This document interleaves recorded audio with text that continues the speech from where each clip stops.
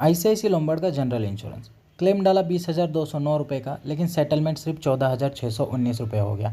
यहाँ पे 5,590 रुपये का डिडक्शन हो गया। क्यों? आज की वीडियो में मैं आपको बताने वाला हूँ। यहाँ पे 3 टॉपिक हम कवर करेंगे। सबसे पहला टॉपिक रहेगा कि हम क्लेम कहाँ से कर सकते हैं। टॉपिक नंबर 2, कौन कौन से डॉक्यूमेंट्स अपलोड करने हैं। और 3 नंबर, डिडक्शन से कैसे बचे। तो वीडियो में अंत तक बने रहे ताकि आपका कोई डिडक्शन यहाँ पे ना हो। सबसे पहले आपको प्ले स्टोर ओपन कर लेना है और यहाँ पे आपको आईसीआईसी लोम्बार्ड का I take care insurance app install कर लेना है। उसके बाद हम इसे आपको यहाँ से ओपन कर लेंगे। इस एप्लीकेशन को ओपन करने के बाद आपको इसमें रजिस्ट्रेशन करना पड़ेगा उसी नंबर से जो नंबर आपने इंश्योरेंस में दिया हुआ है। उसके बाद जैसे ही एप्लीकेशन ओपन होगा आपका पॉलिसी आपको यहाँ पे सामने दिखेगा। तो पॉलिसी आप यहाँ पे देख सकते हैं, मेरा दिख रहा है 2 लाख का जो इंश्योरेंस पॉलिसी है वो। उसके बाद गाइज अगर आपको क्लेम करना है तो हम नीचे यहाँ क्लेम वाले ऑप्शन जो बताया हुआ है यहाँ पे आ जाएंगे। क्लेम वाले ऑप्शन पे क्लिक कर दिया। उसके बाद देखो यहाँ पे file a claim and track a claim. अगर आपने पहले क्लेम किया है तो आपको ट्रैक क्लेम पे जाना पड़ेगा, और अगर आपको नया पॉलिसी क्लेम करना है तो आप यहाँ पे फाइल क्लेम वाले ऑप्शन पे क्लिक करेंगे। तो आप यहाँ पे देख सकते हैं 2 ऑप्शन हमें बता रहा है, एक प्री एंड पोस्ट हॉस्पिटलाइजेशन और एक है hospitalisation reimbursement.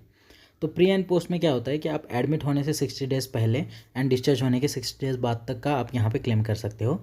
And hospitalisation reimbursement में क्या होता है कि आप एडमिट होने से लेके डिस्चार्ज होने तक का जितना भी आपका खर्चा है वो आप यहाँ पे क्लेम कर सकते हो। तो आज हम देखने वाले हैं कि हॉस्पिटलाइजेशन रीएम्बर्समेंट का प्रोसेस कैसे करना है। हम यहाँ पे हॉस्पिटलाइजेशन रीएम्बर्समेंट वाले ऑप्शन पे क्लिक करने वाले हैं। उसके बाद देखो यहाँ पे पॉलिसी नंबर बता रहा है, policy start date, policy end date भी यहाँ पे बता रहा है। उसके बाद पेशेंट नेम, अगर पेशेंट मैं खुद हूँ तो मेरा नाम यहाँ पे आएगा। अगर कोई और पेशेंट है तो आपको यहाँ से नीचे नाम सिलेक्ट करना पड़ेगा जो आपकी पॉलिसी में ऐड है, कोई भी फैमिली मेम्बर होगा उनका, ठीक है। उसके बाद उनका कार्ड नंबर भी यहाँ पे दिखेगा। उसके नीचे आपको यहाँ पे मोबाइल नंबर एंटर करना है। मोबाइल नंबर एंटर करने के बाद नीचे आपका जो ईमेल आईडी है वो ईमेल आईडी एंटर कर दो। आपका परमानेंट एड्रेस जो है वो एड्रेस आपको यहाँ पे एंटर करना पड़ेगा। एंड उसके नीचे देखो ABHA नंबर यानी हेल्थ कार्ड एक आता है, हमें वो ऑनलाइन बना के लेना पड़ता है। अगर वो आपके पास है तो आप उसको यहाँ पे डाल सकते हैं, अगर नहीं है तो ये ऑप्शनल है, आप इसको ब्लैंक छोड़ के प्रोसीड कर सकते हैं। प्रोसीड वाले ऑप्शन पे क्लिक करने के बाद नेक्स्ट हमें हॉस्पिटलाइजेशन डिटेल पूछ रहा है, यानी कि कौन से हॉस्पिटल में हम एडमिट थे, तो उसकी डिटेल हमें यहाँ पे डालनी है। सबसे पहले तो आपको यहाँ पे स्टेट सेलेक्ट करना है कि जैसे अगर मैं महाराष्ट्र में एडमिट था तो महाराष्ट्र में मैं उसका स्टेट सेलेक्ट करूँगा। अगर कर्नाटक में है तो कर्नाटक। तो अभी हमने जो हॉस्पिटलाइजेशन हुआ था वो कर्नाटक में था, इसलिए हम यहाँ पर स्टेट सेलेक्ट करेंगे कर्नाटका।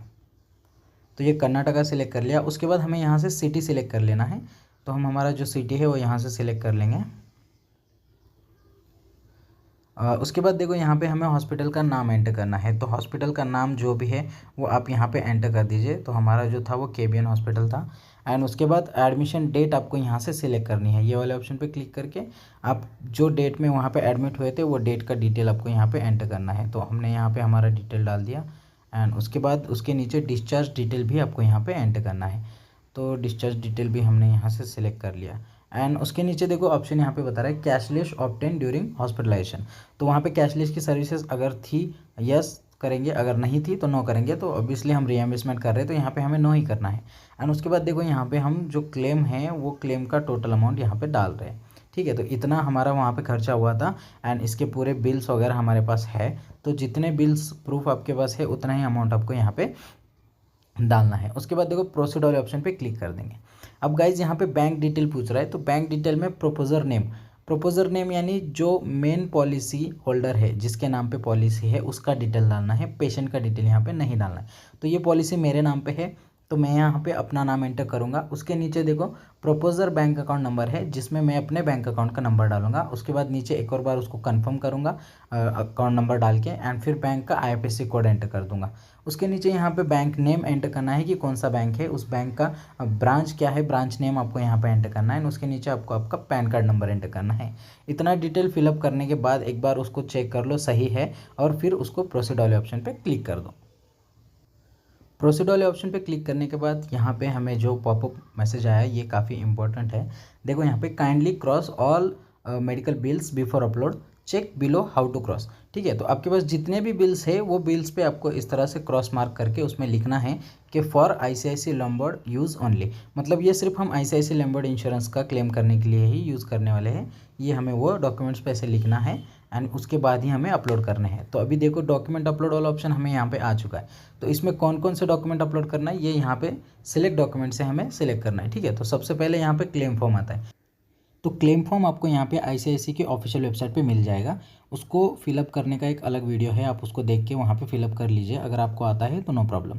तो क्लेम फॉर्म का एक पीडीएफ बना के आपको यहाँ पे अपलोड करना पड़ेगा। गाइज ये पूरे डॉक्यूमेंट्स आपको यहाँ पे 1 बाय 1 अपलोड करने हैं, ठीक है।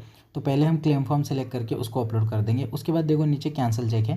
कैंसिल चेक में आपको प्रपोजर यानी मेन होल्डर का जो अकाउंट डिटेल हमने डाला है उसी का चेक यहाँ पे अपलोड करना है। उसके नीचे आइडेंटिटी प्रूफ में भी आपको आपका आधार कार्ड ही डालना होगा, प्रपोजर का जो पॉलिसी होल्डर है उसका, ठीक है।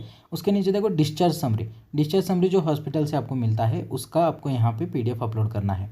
उसके बाद नीचे फाइनल हॉस्पिटलाइजेशन बिल की वजह से ही मुझे 3 बार क्वेरी लगा था और मेरा यहाँ पे क्लेम काफ़ी लेट हो गया था। तो मैं आपको बताऊंगा कि ये फाइनल हॉस्पिटलाइजेशन जो बिल है वो कैसे बनाते हैं, उसका ब्रेकअप डिटेल कैसे देना है, वो सब मैं आपको यहाँ पे सैंपल देने वाला हूँ, ठीक है। उसके नीचे है इन्वेस्टिगेशन रिपोर्ट। तो फ्रेंड्स जो मेरा डिडक्शन हुआ है वो इन्वेस्टिगेशन रिपोर्ट की वजह से ही हुआ है। 5,590 में से 3,000 रुपये का जो डिडक्शन है वो यहाँ पे इन्वेस्टिगेशन रिपोर्ट ना देने की वजह से हुआ है। तो उसका भी मैं आपको डिटेल दे दूंगा जो मुझे मेल पे आया है। उसके बाद नीचे देखो फार्मेसी एंड मेडिसिन के बिल्स है, जो जितने भी आपके बिल्स हैं वो सारे आपको स्कैन करके एक पीडीएफ बना के यहाँ पे अपलोड करना है। उसके नीचे देखो पेमेंट रिसिप्ट है, जो हॉस्पिटल को आपने पेमेंट्स किए हैं वो पेमेंट्स की रिसिप्ट आपको यहाँ पे अपलोड करनी है। तो इतने डॉक्यूमेंट्स यहाँ पे कंपलसरी है। उसके नीचे वाले डॉक्यूमेंट्स मैंने अपलोड नहीं किए हैं।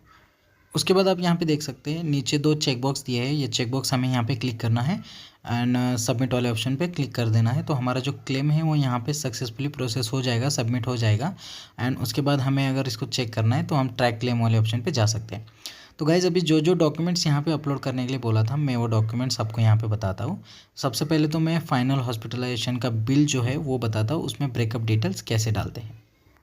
तो यहाँ पे ऊपर लिखा है फाइनल हॉस्पिटल बिल। उसके नीचे देखो हॉस्पिटल नेम एंटर किया है हमने, हॉस्पिटल का एड्रेस डाला है, पेशेंट का नेम, उसके नीचे sex male female, Aadhaar card number enter किया है। उसके बाद date of admission, date of discharge and IP number, यानी जब आप एडमिट हो रहे थे उस टाइम आपको एक नंबर मिलता है, वो नंबर वहाँ पे एंटर किया हुआ है। उसके नीचे देखो यहाँ पे total hospital and pharmacy bills 20,209 का यहाँ पे बिल है, ठीक है। तो सबसे इम्पोर्टेंट जो पार्ट है वो यही है, डिटेल ब्रेकअप वाला। इसमें यहाँ पे प्रॉपर डिटेल होगी तभी वो बिल हमारा एक्सेप्ट होगा, अदरवाइज़ वो लोग यहाँ पे रिजेक्ट कर देंगे। तो यहाँ पे फर्स्ट कॉलम देखो पर्टिकुलर्स है, उसके बाद bill number, bill date, time and amount, कितना अमाउंट यहाँ पे उसके लिए खर्च हुआ है, ठीक है। तो यहाँ पे देखो HBSAG स्पॉट टेस्ट है, इसका बिल नंबर यहाँ पे एंटर किया है एंड बिल डेट डाला है, टाइम डाला है एंड उसके लिए जो फर्स्ट है रो उसमें 180 रुपीज़ का चार्जेस लगा है। तो इस तरह से उसको यहाँ पे पूरा डिटेल डाला है कि कौन कौन से टेस्ट के लिए कितना लगा है, ठीक है। अभी इसके नीचे और स्क्रॉल करके मैं आपको बताता हूँ। तो इसके नीचे देखो यहाँ पे ICU के चार्जेस है यहाँ पे लिखा हुआ। उसके बाद सर्जिकल चार्जेस है, उसका बिल नंबर है, 5,000 यहाँ पे उसका बिल है। सर्जिकल अप्लाइंसेस जो हमने मेडिकल से ख़रीदे थे उसका बिल का यहाँ पे टोटल डिटेल डाला है एंड फार्मेसी एंड मेडिसिन के इक्विपमेंट, ठीक है। तो ये यहाँ पे डाला है। ऐसे आपको एक बिल बनाना है जिसमें पूरी डिटेल होगी एंड उसके ऊपर आपको हॉस्पिटल से सिग्नेचर एंड स्टैंप लाना होगा। उसके बाद ये जो फाइनल बिल है यही आपको यहाँ पे अपलोड करना है, ठीक है। तो अभी जो डिडक्शन हमारा हुआ था वो कैसे हुआ वो मैं आपको बताता हूँ। तो सेटलमेंट होने के बाद उनका एक PDF मुझे मेल पे मिला जिसमें उन्होंने बताया कि कौन कौन सी चीज़ों के लिए डिडक्शन हुआ है। तो यहाँ पे रिक्वेस्टेड अमाउंट देखो 20,209 है और नेट सैंक्शन अमाउंट है 14,619 रुपये, ठीक है। डिसअलाउड अमाउंट है 5,590 जो कि उन्होंने डिडक्ट किया है और वो यहाँ पे दिया है सब बिल ब्रेकअप में, ठीक है। तो यहाँ पे देखो सोप का 10 रुपीज़ यहाँ पे डिडक्ट हो गया, ग्लव्स के 40, उसके नीचे ग्लव्स के 600, फेस मास्क 100, ECG इलेक्ट्रोड के 116 रुपये, सोप के 10 एंड पैम्पर्स के 20। ये चीज़ें वो लोग यहाँ पे क्लेम नहीं करते, इसका अमाउंट इसलिए गया। लेकिन उसके नीचे सबसे इम्पॉर्टेंट वाला जो है वो है deduction as investigation report not furnished. मतलब इन्वेस्टिगेशन रिपोर्ट हमने यहाँ पे अपलोड नहीं किया था और ना ही उनके एम्प्लॉय ने हमको बोला था कि कोई इन्वेस्टिगेशन रिपोर्ट लगता है, क्योंकि मैंने क्लेम से पहले हर चीज़ उनको पूछी थी बट ये चीज़ उन्होंने नहीं बताई एंड उसकी वजह से यहाँ पे मेरा 3,070 रुपये का डिडक्शन हो गया, ठीक है। अब यहाँ पे देख सकते हैं 3,070 रुपये सिर्फ एक रिपोर्ट ना देने की वजह से, जो मेरे पास था लेकिन उन लोगों ने मांगा नहीं इसलिए मुझे पता नहीं था कि वो कैसे देना है। और उसके नीचे देखो deducted towards reasonable and customer charges, उनके टर्म्स एंड कंडीशन में जो कस्टमर चार्जेस होते हैं वो 1624 रुपये उन्होंने यहाँ पे डिडक्ट कर लिया है। बट सबसे मोस्ट इंपॉर्टेंट चीज़ है कि ये जो इन्वेस्टिगेशन रिपोर्ट है इसका यहाँ पे कोई जिक्र किसी ने नहीं किया है, किसी ने नहीं बताया। तो आपका यहाँ पे अमाउंट डिडक्ट ना हो इसलिए मैं ये वीडियो बना रहा हूँ। प्रॉपरली जितने भी डॉक्यूमेंट्स है वो सब आपको यहाँ पे अपलोड करने हैं, जितने डॉक्यूमेंट्स मैंने वीडियो में बताए हुए हैं। कोई भी डॉक्यूमेंट आपको मिस नहीं करना है एंड प्रॉपर फॉर्मेट के साथ ही अपलोड करने हैं। PDF फाइल बना के आप वहाँ पे अपलोड कर सकते हो। सबसे इंपॉर्टेंट चीज़ है फाइनल हॉस्पिटलाइजेशन बिल, जिसमें आपका ब्रेकअप के साथ पूरा डिटेल होना चाहिए कि कौन सी चीज़ कितने चार्ज लगा है, कौन सी डेट को, कौन सी टाइम को, एंड उसके बाद ये इन्वेस्टिगेशन रिपोर्ट। ठीक है, तो ये चीज़ें यहाँ पे अपलोड करने के बाद आपका जो नेट अमाउंट है वो सारा आपको यहाँ पे आएगा। जो अमाउंट यहाँ पे क्लेम नहीं होता वो ये है ग्लव्स एंड मास्क और सोप का। ठीक है, तो इसको स्किप करके बाकी पूरा अमाउंट आपको यहाँ पे आ जाएगा। तो अगर इन्फॉर्मेशन आपको अच्छी लगी तो वीडियो को लाइक कीजिए, चैनल को सब्सक्राइब कीजिए और बेल आइकन पर क्लिक कीजिए ताकि आने वाले हर वीडियो की अपडेट आपको मिलती रहे। धन्यवाद। आज के लिए इतना ही, मिलते हैं नेक्स्ट वीडियो में।